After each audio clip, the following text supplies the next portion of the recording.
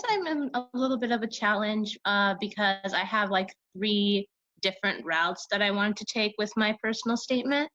So I guess maybe like if you just go over maybe the three different ones that I'm doing and just have feedback on what you think of them.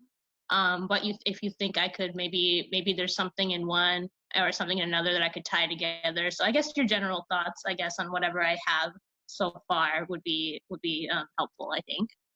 Yeah, sure. Go ahead. Shoot. Mhm.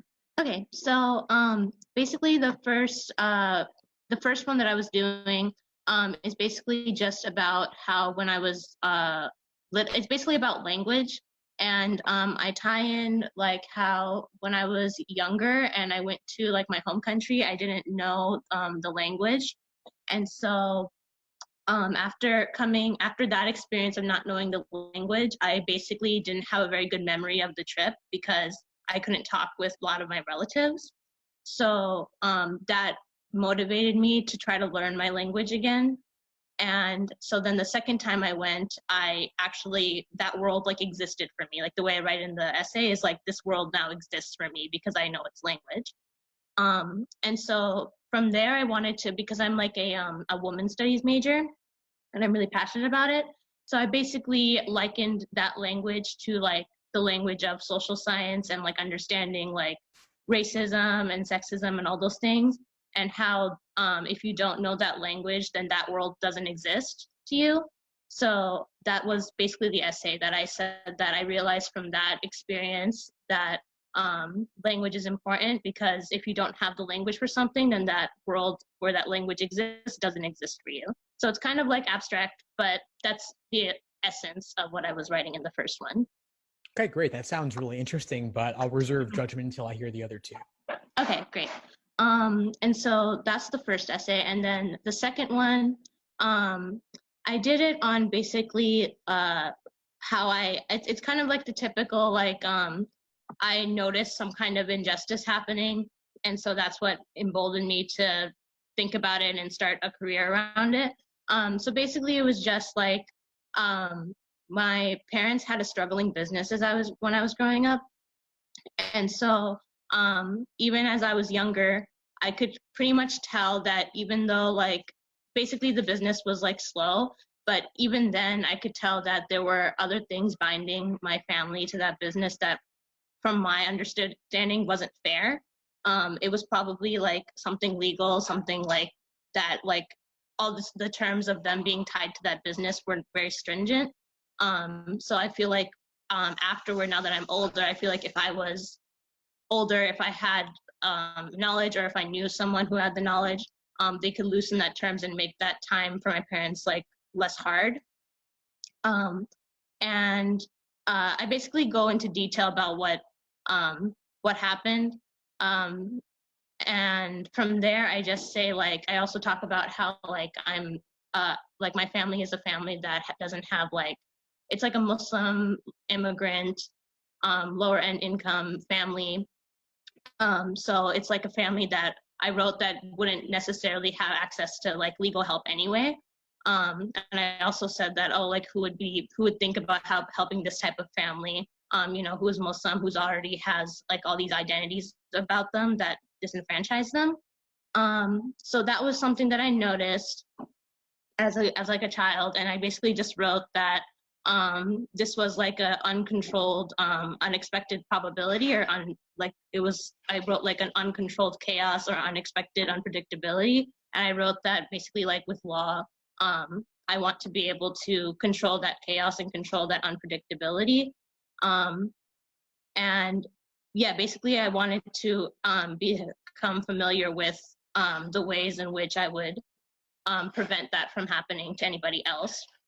So I think it's kind of like in the air, but that's basically like the real life situation that I was like turning to for my essay. Right. Okay. So you've got two great potential essay topics here. Mm-hmm. So let's go on to the third one.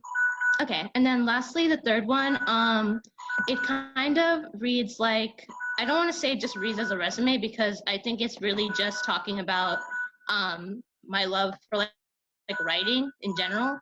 So let me see, I'm trying to find exactly where it is. Okay, yeah. So I basically start the essay with like a description of like me being in like this pink haze. And this pink haze is basically like I'm on this like my favorite magazine website and I'm applying to be a writer for them. And because because the magazine is like pink, like there's just so much pink everywhere that I'm kind of like as I'm trying to apply for it. But that's just a brief like description in the beginning. And then I basically just said that with that first, those were my first, like I got accepted as a writer for that magazine. I got 2 positions instead of just 1.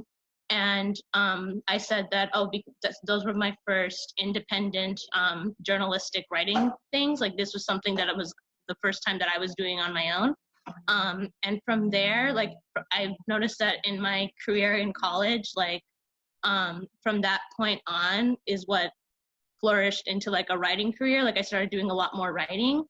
And so, yeah, so I basically said that from that moment, I started like my writing career would manifest into like social justice writing and feminism and womanism projects. And then I would do like legal research on like dreamers, like, and how they have access to university resources and stuff like that. So then that's just the first paragraph. And secondly, I just talk about how I've always like loved writing. And I kind of go into like, oh, like when I wasn't writing creatively, then I was writing for, I was speech writing like for a scholarship fund ceremony. Or when I wasn't doing that, then I was writing my dad's like biography for his real estate website. And then I ended up writing contracts for his real estate ventures, like whenever he needed a contract. So there was like a lot of writing in my life. And then basically from there, I just said that I realized that writing isn't like, it's not the writing itself that makes me happy, but it's the goal, it's bridging the goal between, bridging the gap between the goal and like the goal seeker. So basically like I would help my dad to further his business, and that's why I wanted to write it, and that's what made it exciting to write.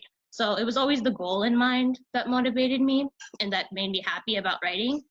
And then I was going to go into just like, and that's what brought me to writing for these publications. These publications were like really tied into my college community. Like I wrote for my college magazine. I wrote for 2 college magazines. And I was like the senior editor for those magazines. So basically, yeah, so I basically just said that I loved writing. I got these 2 positions that like sprung up my writing career. And I've always liked it because of the goals that were behind the writing. And I wanted to come to the conclusion, which is that the ultimate goal, like I came to the final like realization that I wanted my writing to have like a legal goal in mind, to have like whatever writing capability I have, like argumentative capability I have, to fulfill a goal that will actually bring about some kind of change. Nice. Okay, so yeah, we got 3 great topics here. I want to point out something about the third one you said about the writing, because the writing is really interesting, especially my ears perked up when you were talking about writing contracts for your dad's real estate business, the web contracts and the website and the bio and all that, because that obviously has a legal relation there. But I also noticed that in your discussion of the writing, you were describing many, many different contexts in which you wrote. And so to me, that runs the risk of becoming a laundry list of things on your resume, which we definitely want to avoid. On the LSAT, we want to focus on one specific, on the personal statement, we want to focus on one specific area and go really deep on it. Right. And so to me, the other 2 topics you mentioned are better topics because you can get really specific on something and then tie it back to a larger story about yourself. And then of course, directly or indirectly, answering the question, why law school? So trust that your resume will cover the details of your different writing positions. And maybe there's a way to work it in elsewhere. But to me, from what I heard, and you can go different directions on this, the first topic about language, to me, that sounds like a great personal statement topic. And then the second topic, to me, sounds like a great focus for a diversity statement. Right. Okay. And you could even flip those if you wanted to, but to me, the personal statement topic about the language, that is very individual to you. It's unique to you. And we're seeing everything through your eyes, through that lens. The diversity statement was a bit more focused on your parents, at least on the surface. So I'd want you to really make sure that you talk about how you saw things and how you were involved, not to make it only about your parents. But given that it talks about a lot about your background and different identities, to me, that makes it a great topic for a diversity statement. Okay, great. Yeah. Thank you for that input. I guess like the only thing that I was wondering about the writing one is that I guess for that one, it's just an explanation of why why my resume looks the way it does. So I guess that's why I was like, I guess I needed the personal thing of just writing why it looks the way it does. And I guess the only thing that I'm wondering is, should I try to, because I don't know, I guess for a lot of law essays, for my one, like I did like legal things, but I think the bulk of my resume is a lot of writing related things. So that's why I'm just wondering where I would kind of bulk that up or where I would bring that up, because like you said, it's like a good thing to bring up. So I guess I'm trying to like mingle the storytelling part and like the good thing that you said about like the personal statement, like the language one, for example, and try to bring in my writing experience. Like I guess I'm having a hard time balancing story and like my skills, if that makes sense. Well, skills are something that you want to show rather than tell on your application. And so you don't need to write an essay saying, these are all the different writing related things I did, and this ties them all together. It's all writing. You don't need to explain your resume. Everyone's resume is varied. Maybe there's a way to tie in like language and writing, of course. There could be some way to work those together if you want to mention it in passing in your personal statement. But I don't think it really requires any other explanation. Okay, great. Yeah, I think that was my only thing, which is just like you said, I had like writing skills, like things that I did, like how you mentioned like how you liked the fact that I wrote real estate contracts, and then like I wrote from my dad's bio and things like that. I guess like if I wanted to go with the language one, I guess I just wanted to know how, if you had any idea of how I would integrate like those things into it, or like integrate like because I don't know if I can necessarily. One of my biggest challenges is my resume, because I don't want to say I have too much, but I have like I said a lot of different things that I've done. So putting it all in one resume is like hard for me. So that's why I just wanted to know if you had any suggestions on like bringing about those things that I've done into like maybe the language prompt or something. Yeah, I'm honestly not sure how we would work it in. That's something that it requires a certain creative element, and the specifics are obviously related to that. So I'll withhold an answer on that, because I don't think there is one answer on it. You can think about it and keep it in mind as you explore fleshing out a more full rough draft on this topic. But if you don't find a way to relate it, that's okay. It will still be in the resume. And you can, of course, not include every single thing in your law school resume. If it's one page, a lot of things have to be left out by necessity. And everyone's in that position. Everyone's on an equal playing field there. And so it requires making a lot of tough decisions and being very economical with your choices of words and what to leave out. But I think whatever you end up with, it sounds like you've done a tremendous amount, and you'll end up with a compelling application no matter what.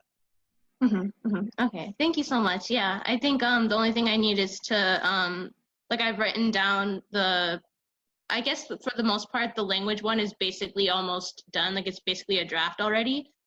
So I guess I just need someone to like read over it and talk about if it has the message clear before I guess I want someone to like look over the draft before I like make a big change for it. So that's, I think, the next thing that I need to do. Yeah, definitely worth getting feedback on these. Okay, so yes, just highlight things. Okay, great. Yeah, thank you so much for your help and your feedback. I think I just needed a little bit of direction, so I appreciate the time that you've given for that. My pleasure, Aisha. What would you say is the biggest insight you got from our call today? I think the biggest insight would be the fact that you said that skills like will kind of speak for themselves, and that you don't necessarily have to have them spelled out in your essay. and that more of like, I guess I realized that the story actually does matter a lot more in the personal statement, because I guess my initial thing was that maybe the writing one would be better than the other two because they're more technical focused. But it's interesting to hear that the ones where there's a story like actually works better as a personal statement. Great, fantastic. I'm glad I was able to help. Please keep in touch and let me know how everything goes as you move forward. Okay, yes, thank you so much. Thanks for tuning into the show. Please subscribe if you haven't done so already to be notified of new episodes as I release them. And feel free to reach out if you need anything at all as you move forward with your prep. I'm happy to help however I can. In the meantime, I'll wish you all the best and take care.